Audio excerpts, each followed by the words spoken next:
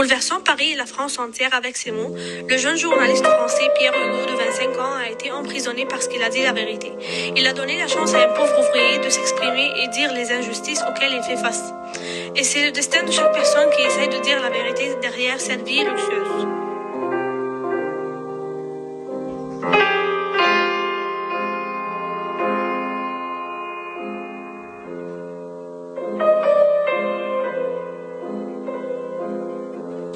Le règne de Napoléon III, un retour à la monarchie absolue. Neveu de Napoléon Ier, il est à la fois l'unique président de la Deuxième République et le dernier monarque du pays sous le nom de Napoléon III, empereur des Français. La période de sa règne était très brouillante. On ne savait pas si c'était un régime autoritaire ou libertin. Les ouvriers n'étaient pas très chanceux comme les bourgeois et les aristocrates. Une partie des droites était pour nous et une autre contre nous. Voyez, brouillon, dit Pierre Durand, un ouvrier qui a beaucoup souffert durant la période de Napoléon. Histoire d'un pauvre ouvrier qui ne veut rien que de l'égalité. Fils aîné d'un ouvrier, j'ai vécu une enfance dure. J'ai perdu mon père à l'âge de 14 ans, après avoir souffert d'une maladie à cause de son travail dur dans les mines de charbon qui appartenaient à la famille de Schneider. J'ai suivi les traces de mon père et j'ai travaillé dans les mêmes mines, car après sa mort, on n'avait pas de l'argent. Ma mère ne travaillait pas, je devais donc travailler pour avoir de quoi manger et pour fournir les besoins de ma mère et de mes 11 frères et sœurs. La faim nous a laissés sans choix. C'était le pire. On travaillait 12 heures au plus chaque jour, malgré que le salaire n'était pas bon. Nos employeurs nous traitaient comme des slaves, et au début, on n'avait même pas le droit de protester. Je suis allée chez un des bourgeois pour demander de l'aide, mais il m'a chassée.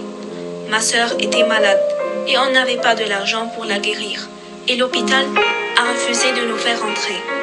Ils nous ont expulsés de notre maison, parce qu'on n'avait pas de l'argent pour payer l'électricité et l'eau.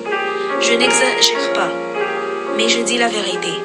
Paris n'était pas agréable comme tout le monde le croit. Mais depuis que les critiques venaient de l'intérieur, Napoléon nous a permis de faire des grèves. Mais quand même, il nous a interdit de se réunir. Alors vous voyez, quand il commence à nous donner notre liberté, il la prend tout de suite. Après cela, c'est grâce à la création de l'Organisation internationale des travailleurs en 1864 qu'on a reçu une partie de notre liberté perdue. Celle-ci exige des meilleurs salaires pour les travailleurs, la réduction du temps de travail et la fin du travail des enfants. Avant ça, ces derniers travaillaient pour des longues durées. Les enfants ayant entre 8 et 12 ans travaillaient pour 10 heures par jour. Pourtant, les enfants qui ont entre 12 et 16 ans travaillaient pour 12 heures.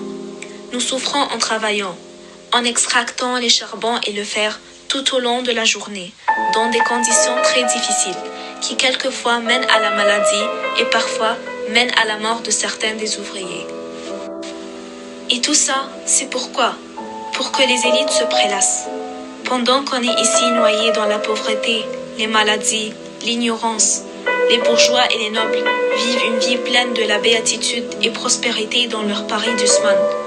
Ils ont des banques, des beaux bâtiments qui supplantent les belles rues et les grandes avenues, des écoles, des grands magasins où ils font leurs courses, comme celui de la galerie de Lafayette. Voyez l'inégalité? Voyez-la?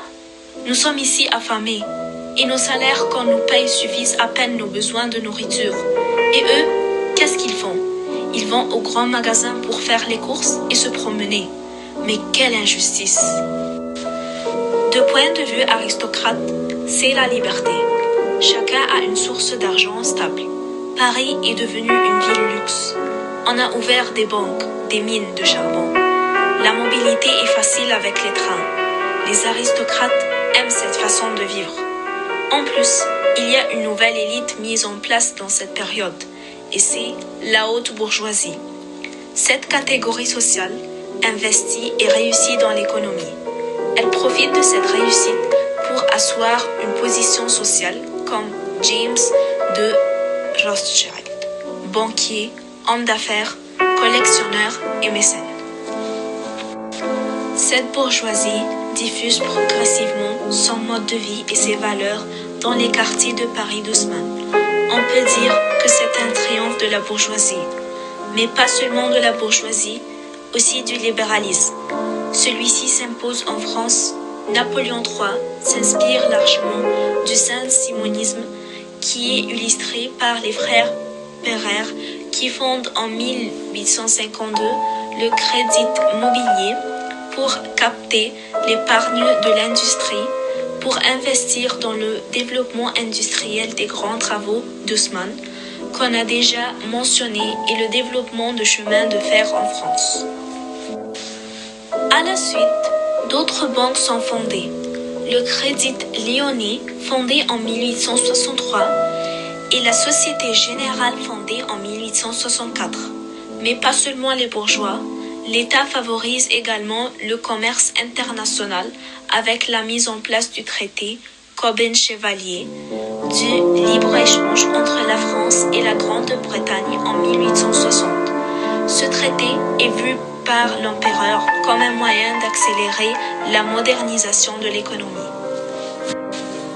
De tout ce qu'avait dit ce pauvre Pierre de sa vie, on a pu donc conclure que les ouvriers étaient de plus soumis à un contrôle strict sur le territoire. Pendant que les bourgeois étaient beaucoup occupés à faire la fête, les pauvres vivaient leurs pires jours, souffrant de beaucoup de maladies à cause de leur pauvreté et manque de nourriture. C'est pour cela qu'ils luttent au sein du socialisme qui se développe au milieu de notre siècle. Ça ne vous rappelle-t-il pas du temps avant la Révolution française? Ne pensez-vous pas que c'est un revers de tout ce qui se passait avant la Révolution et l'histoire du privilège? Attendez-vous une deuxième Révolution française?